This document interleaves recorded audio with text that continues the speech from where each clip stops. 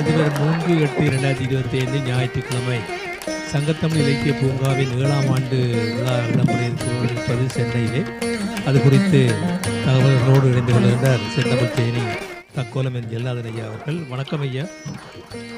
வணக்கம் வணக்கம் அனைவருக்கும், உலகெங்கும் உள்ள தமிழ் உறவுகள் அனைவருக்கும் என் வணக்கம்.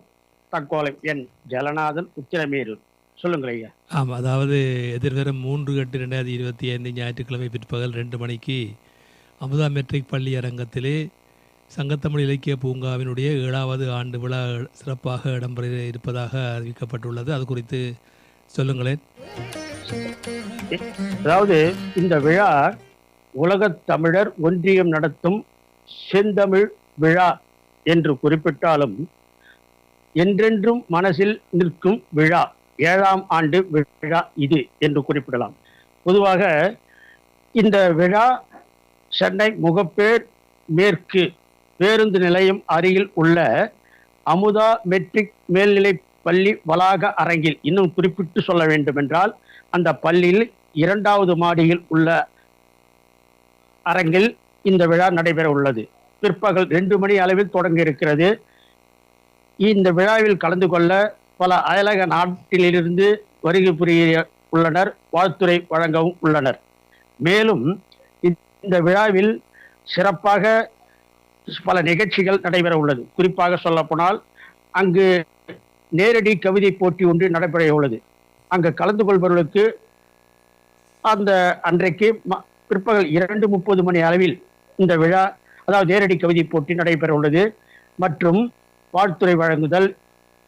அது மட்டுமல்ல, ஏற்கனவே 2022, 23, 24 அந்த வருடங்களில் நூல் வெளியிட்டவர்களுக்கு அந்த நூல்களை எல்லாம் எங்களுக்கு அனுப்பி வைத்திருந்தார்கள். அந்த உரிய நூலை தேர்வுக்குரியவர்களை தேர்ந்தெடுத்து அவர்கள் தேர்வு பெற்றவர்களுக்கு அவர்களுக்கு பரிசளிப்பும் சான்றிதழ் கேடை அப்படி நிகழ்ச்சிகளுக்கு அவர்களை வரவழைத்து அவர்களுக்கு அன்றைக்கு அந்த பரிசு கேடயம் சான்றிதழ்கள் அளிக்க உள்ளார்கள். அது மட்டுமன்று, திருக்குறளை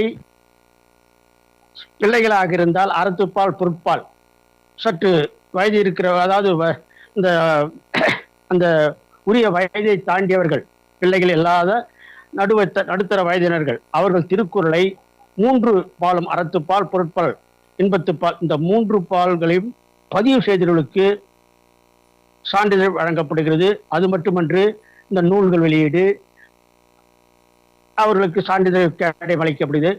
நமது ஜெர்மனி தமிழறி வானொலியில் வாரந்தோறும் ஒளிபரப்படுகின்ற கவிதை களத்தில் கலந்து கொண்டு அதிகமாக கவிதை களத்தில் கலந்து கொண்டவர்களுக்கு உரிய ஜெர்மனி தமிழறி வானொலியின் உரிய விருதுகளையும் அங்கு அன்றைக்கு அளிக்கப்படுகிறது. இப்படி பல்வித நிகழ்ச்சிகளோடு பாங்காக நடைபெற உள்ளது.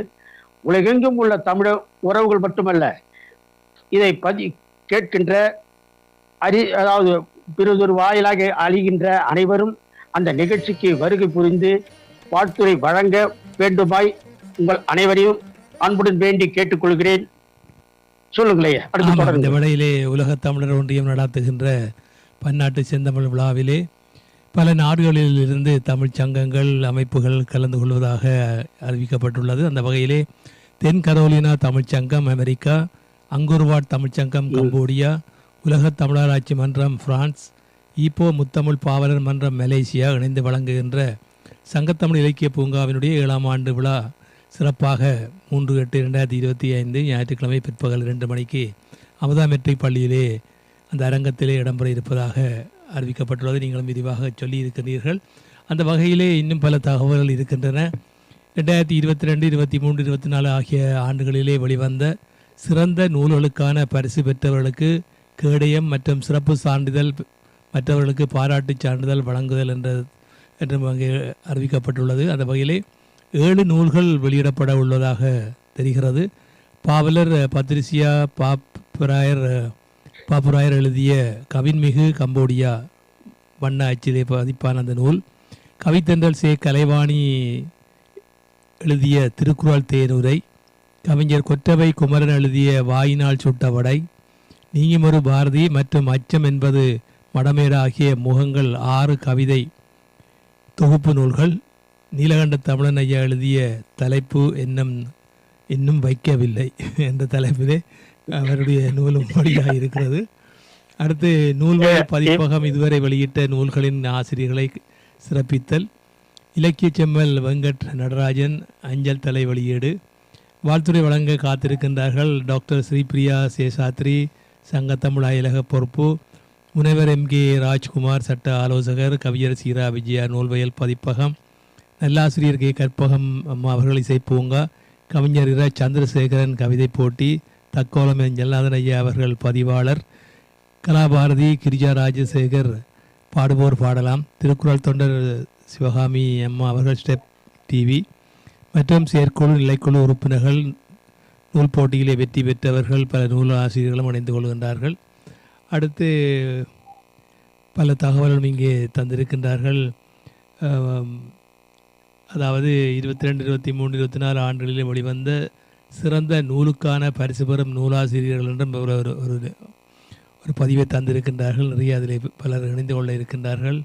முனைவர் ஜோசப் ஜான், திருமதி கோவிந்த அம்மாள், ஜோதி நடராஜன், முனைவர் ஞானசேகரன், முனைவர் மணிவண்ணன், அப்படியாக அந்த நின்று செல்கிறது அந்த பதிவு பட்டியல். எனவே அனைவரும் இந்த விழாவிலே கலந்து சிறப்பிக்குமாறு நாங்களும் தமிழருவி கலையத்தின் சார்பிலும் அங்கே இணைந்து கொள்ள இருக்கின்றோம். அந்த வகையிலே அவர்களுக்கு என்னுடைய வாழ்த்துக்களை தெரிவிப்பதிலே மட்டற்ற மகிழ்ச்சி அடைகின்றோம். இப்பொழுது செந்தமிழ் தேனி ஜல்லாதன் ஐயா அவர்கள் இணைந்து பல தகவல்களை தந்திருந்தார், சில செய்திகளை. வேறு ஏதாவது தகவல் இருக்கிறதா ஐயா? சிறப்பான தகவலோடு நம்முடைய சங்கத்தமிழ் இலக்கிய பூங்காவை பற்றி அன்றைக்கு நடைபெறவிருக்கும் அந்த தகவலை சரியானபடி பதிவு செய்துள்ளீர்கள்.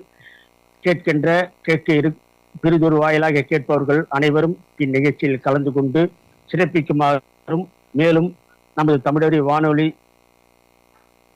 இயக்குநர்கள் அவர்கள் நம்முடைய பதிவை நமது சங்கத்தமிழ் இலக்கிய பூங்காவுக்கு உறுதுணையாக ஆதரவாக இருக்கின்ற அவர்களை பாராட்டி வாழ்த்துவதோடு அவர்களும் நமக்கு சங்கத்தமிழ் இலக்கிய பூங்காவின் 7ஆம் ஆண்டு விழாவிற்கு வாழ்த்துரை வழங்கியமைக்கு மிக்க மகிழ்ச்சியுடன் சங்கத்தமிழ் இலக்கிய பூங்காவின் சார்பில் வணக்கத்துடன் நன்றியை தெரிவித்துக் கொள்கின்றேன். நன்றி, வணக்கம் ஐயா.